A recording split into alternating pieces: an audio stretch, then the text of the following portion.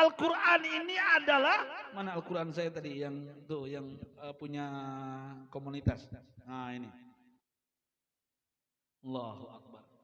Udah sampai di sini ternyata. Ini yang menyebabkan orang cerdas, otaknya pintar. Nah ini rahasia, kalian belum tahu. Saya sampaikan di sini buat anak-anakku. Dengerin. Nah, kalian kenal dengan Ayahanda B.J. Habibie? Kenal Ayahanda B.J. Habibie? Yang ininya gede, kepalanya ini gede. Kalau ngomong, oh, kita harus bagaimanapun jangan tinggalkan Al-Quran. Nah itu. Beliau itu ternyata, nah ini rahasia. Ini oleh-oleh buat anak-anak kita, ibu-ibu, bapak-bapak juga ibu-ibu kalau masih pengen cerdas. Ternyata Al-Quran ini bikin cerdas. B.J. Habibie orang Parepare, orang Sulawesi, orang kampung. Dan saya sampai ke Parepare. Diundang wali kota Parepare, sekarang kena COVID dia, corona dia. Ya isolasi aja. Ya OTG namanya, orang tanpa gejala. Ya. Saya diundang ke sana. Tidur di rumahnya dan ada foto besar Habibie Ainun, ada patung Habibie Ainun. Ketika tahun baru 2017, saya tablik akbar. Di alun-alun, walaupun ada kembang api, saya tetap tablik akbar. Dan saya salut dengan wali kotanya, melanjutkan perjuangan Habibie. Apa yang saya dapatkan dari B.J. Habibie? Orang kampung, orang dusun, orang pedalaman, otaknya cerdas. Ternyata rahasianya dua. Dengarkan anak-anakku. Pertama, dia taat kepada orang tuanya. Dia bahagiakan orang tuanya dulu, baru orang lain. Yang kedua apa? Nih Al-Quran, saya cerita ya. Satu orang cerita, bawa pulang cerita nama temannya. B.J. Habibie itu, walaupun rajin baca Al-Quran, istiqomah dia, saking pintarnya otaknya, kuliah di ITB loncat-loncat. Loncat-loncat. Kalau kita kan semester 1, 2, 3 ya. Dia enggak, 1, 3. Otak cerdas. Yang lebih hebat lagi apa? Dari ITB, beliau beasiswa ke Jerman. Kuliah lagi ke Jerman. Nyampe di Jerman, ini rahasia buat kalian. Pesawat yang kami naiki, kita naik itu pesawat Sriwijaya kemarin. Halo? Itu di ketinggian tertentu, kalau nggak pas bikin pesawatnya Pak, di ketinggian tertentu, itu sayapnya bisa retak. Pertanyaannya, siapa yang bisa menyelesaikan sayap yang retak di dunia saat itu? Siapa? B.J. Habibie. Makanya beliau di Jerman diberi gelar oleh teman-temannya di Jerman Mr. Crack. Mr. Retak. Gelarnya B.J. Habibie Pak di Jerman itu oleh teman-temannya Mr. Crack, Mr. Retak. Kenapa? Bukan otaknya retak Pak. Kalau otaknya retak itu oknum pejabat di Indonesia banyak retak sekarang. Halo. Halo. Maksudnya itu pesawat itu retak, dia menyelesaikan, bisa dia. Itulah hebatnya orang Indonesia. Di Indonesia mungkin tidak dihargai beliau, tapi di dunia sampai hari ini beliau meninggal dunia, tapi royalti tetap masuk ke rekening anak cucunya. Itu miliaran Pak. Tiap bulan. Dari Jerman.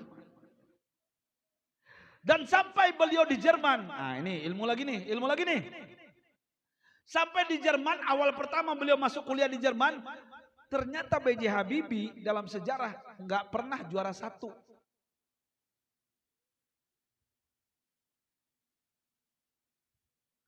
Beliau pertama kuliah di Jerman juara 3. Juara 1, juara 2 siapa? Orang Yahudi. Yahudi yang kedua ini siapa? Laki dan perempuan. Sampai cemburu iri B.J. Habibie ini. Kenapa saya nggak juara 1 ya? Yang saya isi semuanya betul. Kenapa juara 3? Setiap semester juara 3. Akhirnya penasaran B.J. Habibie, apa kata beliau? Bertanya kepada orang Yahudi berdua laki dan perempuan ini. My brother, my sister, I want to ask. Saya mau tanya. Apa rahasianya kok kalian juara 1, juara 2? Dengarkan. Ini kisah nyata. Nggak mau menjawab, no Rudy. Beliau di Jerman dipanggil Rudy Pak, bukan Habibie. Baharudin Yusuf Habibi, Rudi panggilannya.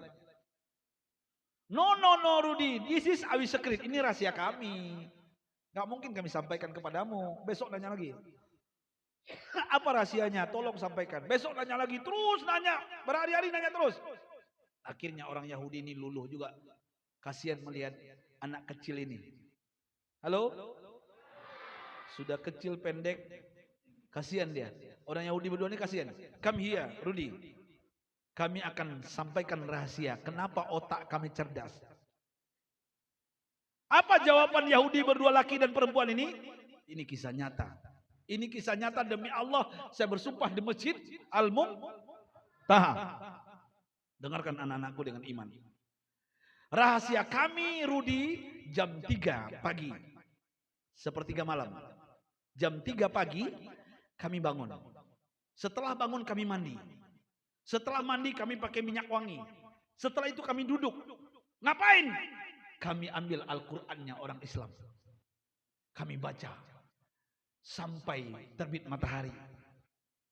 Dan itu rutin kami lakukan tiap hari. Apa kata B.J. Habibie? Really? Sungguh benar? Kalian kan Yahudi, orang kafir. Kenapa Al-Quran kalian baca? Oh, tidak ada larangan.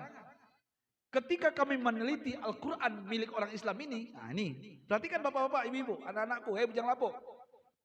Dengerin.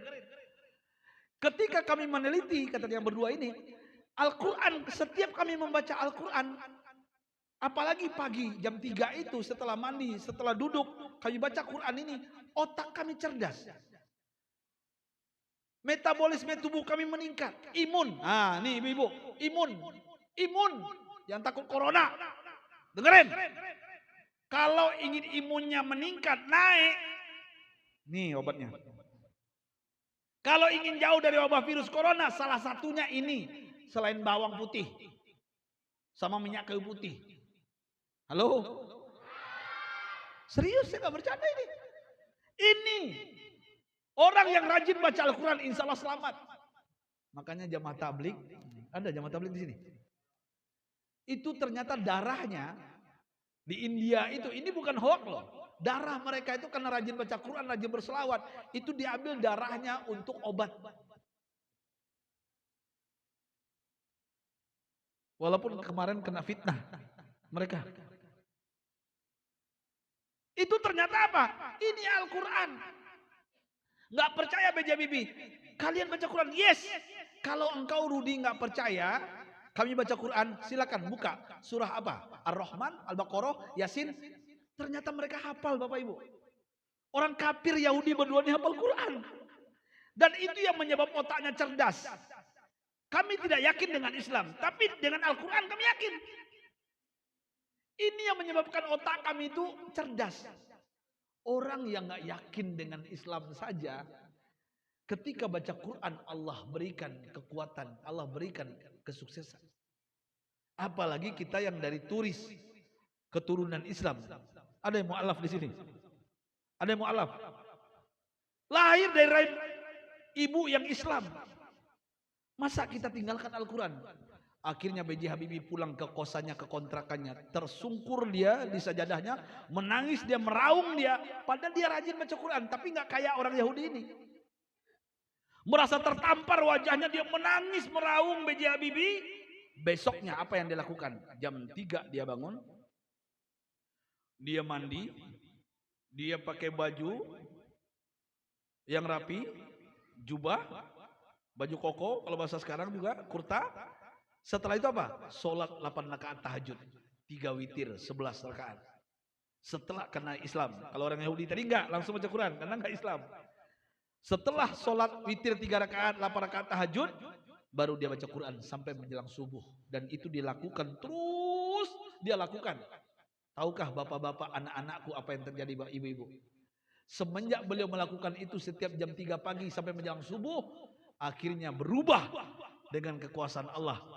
Ayahanda B.J. Habibie ranking 1, Yahudi yang berdua turun ke bawah. Alhamdulillah. Alhamdulillah. Ini kisah nyata. Ini bukan cerita film Lesti Bilar. Ini kisah nyata. Hei anak-anakku, kalau kalian pengen sukses, mulai hari ini, kalau nggak sanggup kalian jam 3 bangun, habis subuh rutinkan baca Quran. Ibu-ibu tanggung jawabnya. Kalau ingin cerdas anak-anak kita ini, besarnya dia hebat, ini obatnya. Ini obatnya. Percaya nggak? Percaya nggak? Rasulullah mengatakan, "Nawiru manazilakum bitilawatil Quran." Cahayai rumah tangga kalian dengan Al-Quran. Perhatikan. Rumah yang tidak ada Al-Quran tidak bercahaya. Rumah yang tidak bercahaya pasti gelap gulita. Rumah yang gelap gulita pasti banyak hantunya. Betul nggak? Maksudnya Ustadz Oren? Iya. Buktinya apa? Orang kalau di rumah tangganya tidak pernah dibacakan Al-Quran, biasanya mohon maaf, yang terjadi apa? Suami pulang ke rumah lihat wajah istrinya mual dia, ada yang muntah. Iya, cinta itu hilang karena Al-Quran cahaya nggak ada lagi. Dia lebih suka ke rumah janda daripada ke rumah bininya. Ibu-ibu juga begitu, kalau jarang baca Al-Quran, suami pulang bukan tangan yang ibu cium, tapi yang ibu cium apa? Dompetnya. Halo. Bukan pinggangnya yang ibu pegang, tapi dompetnya. Itu rumah berhantu. Makanya hari ini rumah tangga itu macam-macam. Ada rumah tangga ring tinju. Tahu ring tinju? Suami pulang, lihat wajah istrinya, karena kesal ditamparnya bininya. Tiap hari berantem terus, karena bininya minta duit. Istri nggak mau kalah, anaknya ditamparnya yang pertama. Anak yang pertama nampar adeknya, adeknya nampar pula tetangganya. Itu rumah tangga ring tinju namanya. Berantem terus. Yang kedua ada rumah tangga namanya rumah sakit. Suami pulang, "Dek, pinggang abang sakit, Dek. Ambil geligah, ambil minyak kayu putih, tolong balsem, pijit." Udah pijit, capek istrinya, panggil anaknya yang pertama. "Sini kamu, pijit emak, gara-gara bapak kamu." Nah, itu rumah sakit namanya. Si kakak nggak mau kalah, adeknya diajarnya, "Pijit kakak." Pijit pula. Adek nggak mau kalah, neneknya, "Pijit aku," katanya. Neneknya habis. Ini rumah tangga, rumah sak. Ada yang rumah tangga yang lebih hebat lagi, rumah tangga kuburan. Tahu rumah tangga kuburan? Suami pulang, nggak ada assalamualaikum. Lihat wajah istri, diam aja. Istrinya cuek aja. Tidur ada punggung, diam aja. Mau mandi, mandilah. Pergi ke dapur, punya kompor masing-masing. Ini masak Indomie rebus, ini masak mie goreng. Masing-masing diam aja. Besok pagi pergi kerja, diam juga. Ini rumah tangga kuburan namanya. Ada seperti ini. Di Bogor banyak. Dan kita rindu hari ini rumah tangga masjid. Rumah tangga masjid apa? Subuh berkumandang di Masjid Al-Muntaha. Suaminya, "Bang, biar berkah rumah tangga, masjid bang." Alhamdulillah. "Bang, duduk sama anak-anak sebentar bang, sebelum kerja bang, baca Quran." Setuju nggak? Setuju nggak? Mau pinter nggak? Hei anak-anakku, mau pinter nggak kayak B.J. Habibie? Salah satu caranya, ini alhamdulillah adik-adik kita datang, ayahanda, bapak ibu. Beliau datang, saya nggak kenal sama mereka, Pak. Mana adik-adik semua? Tuh, Ustaz Qadri itu, kumisan ganteng dia. Saya nggak kenal dengan mereka, tapi kami cemburu dengan mereka. Saya cemburu, semuanya cemburu. Kenapa mereka yang memulai? Mereka tidak ingin di Riau ini tidak ada anak-anak yang tidak pandai baca Quran. Makanya, ayah bunda, bantu mereka. Satu Al-Quran kata Tengku Zulkarnain tadi 100.000. Wakaf satu Al-Quran ini, alhamdulillah 100. Itu untuk pembinaan, untuk membantu mereka yang di pedalaman juga, dan musola dan masjid juga. Ya, saya ingin dalam Masjid Al-Muntaha ini tidak ada yang tidak berwakaf, minimal 1. Setuju bapak-bapak? Bu, setuju bu? Saya doakan yang banyak berwakaf, saya doakan anaknya cerdas seperti B.J. Habibie. Amin ya rabbal.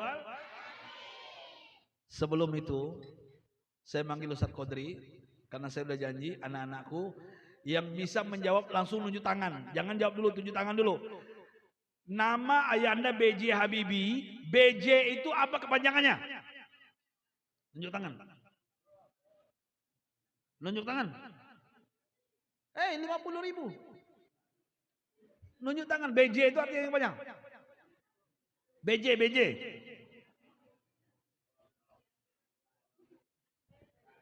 Saya bisa jawab.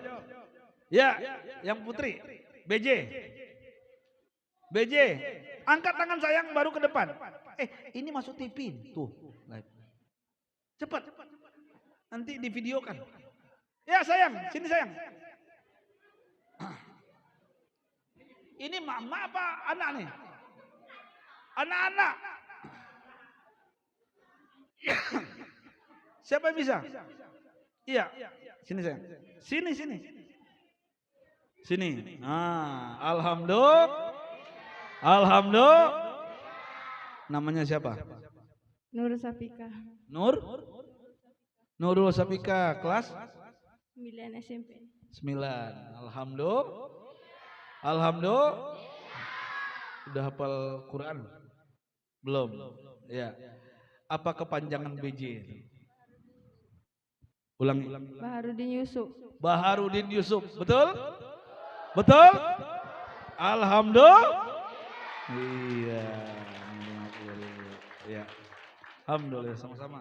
Oh iya, nih dia dari Ustaz. Sertifikat dari Ustaz. Ya. Alhamdulillah. Salam ma ayah, enggak ya.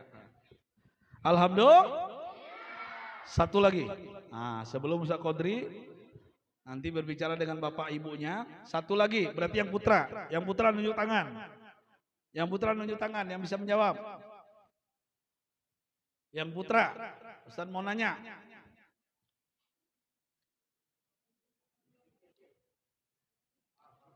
Siapakah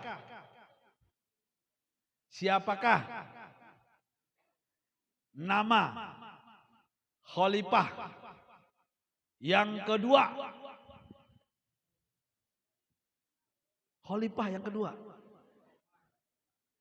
Nunjuk tangan sayang. Ya, sini sayang. Alhamdulillah. Alhamdulillah.